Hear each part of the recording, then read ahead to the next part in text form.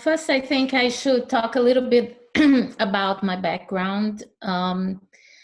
My parents are European. Basically, my mother, she's Polish. She's a Holocaust survivor. She came to Brazil when she was 17 because my grandfather, her father, had come to Brazil before the war, and they were separated.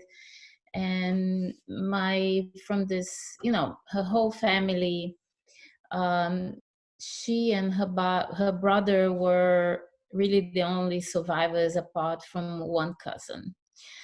Um, my father's side is also Polish, but my father's parents, they came to Brazil in the early 30s. So I'm saying that because having this European background made my parents, from when we were growing up, take us to Europe for holidays, and they wanted to show us different places. So that was quite amazing because, I went to many different countries in Europe.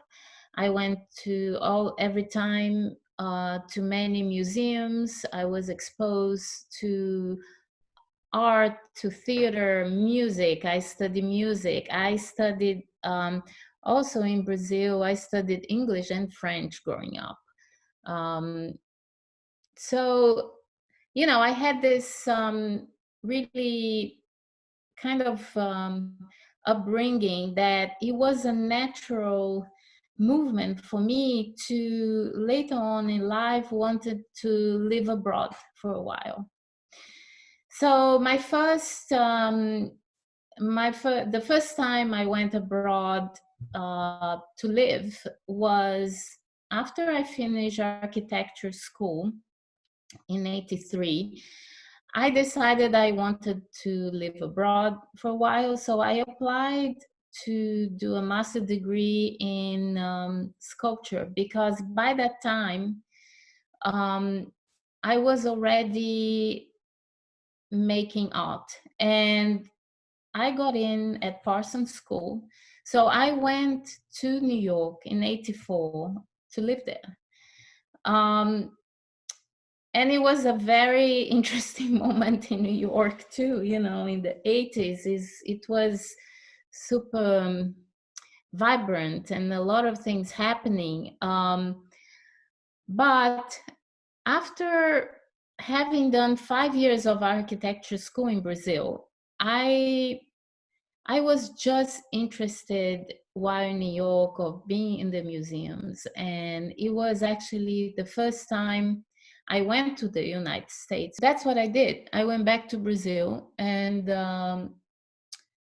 I got a studio in Rio, and I had my first solo show in a gallery, which was a really great gallery in Rio, in 1985. So that was, to me, although I had shown before that in many group shows and important group shows in Rio and elsewhere in Brazil, that was for me my first solo show. And then from then on, I did a lot. I moved in 87. I decided that Rio was kind of slow, and I moved to São Paulo in 1987, and I lived there until 1992. At that moment, I was invited in 89 to be part of the São Paulo Bienal. And I did this really big installation, which was quite impressive.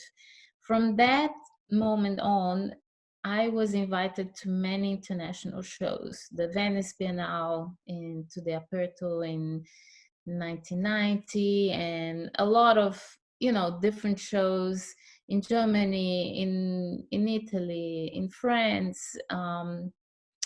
And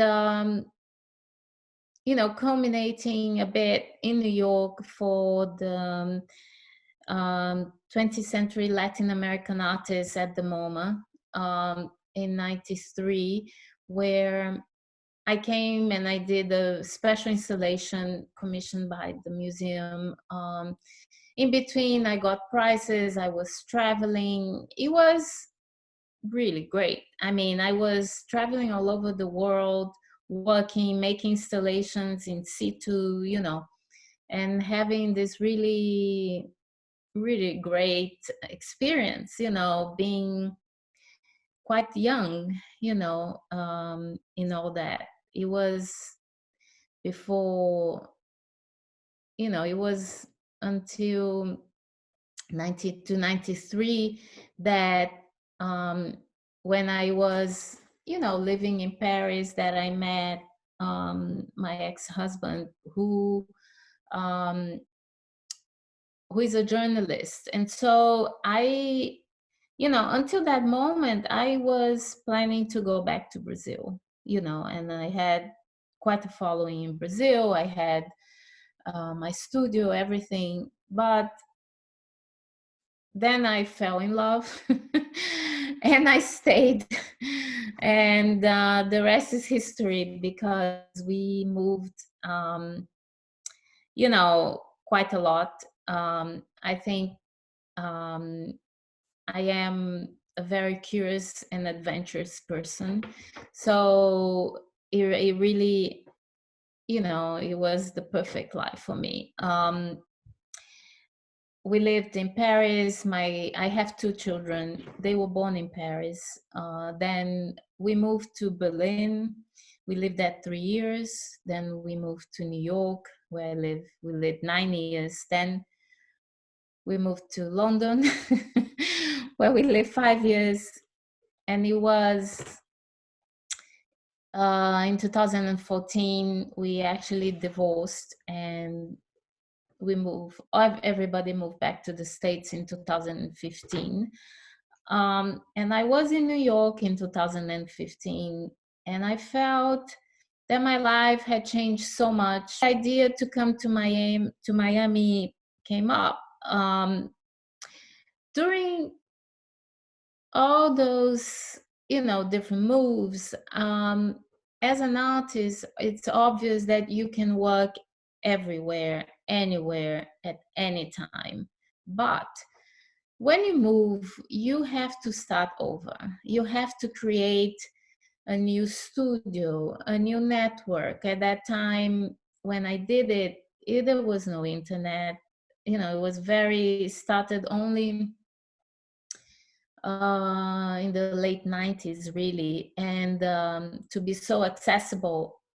So, it wasn't that easy. It took always at least 6 months for me to get organized again with a studio, with things going and all that. Obviously, I was moving with a family, so it was always my priority to get that family organized before I got organized. So, on the one hand, it was fantastic, and I learned so much. I met so many people.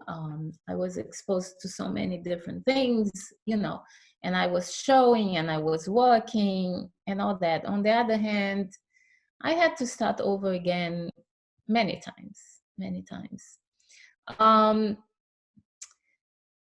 And so that's why I came to Miami, because it felt like geographically made sense to be closer to Brazil, where I keep a studio. I have, my parents and my brothers, and the gallery who represents me since 89, it's my main gallery in São Paulo.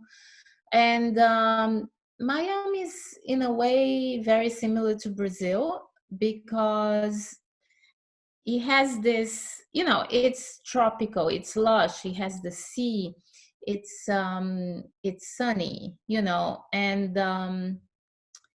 I think that because it's a little hub for Latin America, um, makes me feel more at home. It has a context for my work because, during those first years in Europe, doing what I do, I felt that nobody understood what is she doing, why is she doing this? There was no context whatsoever for me. Being here, um, people understand where I come from, why I do what I do, why is this way? You understand?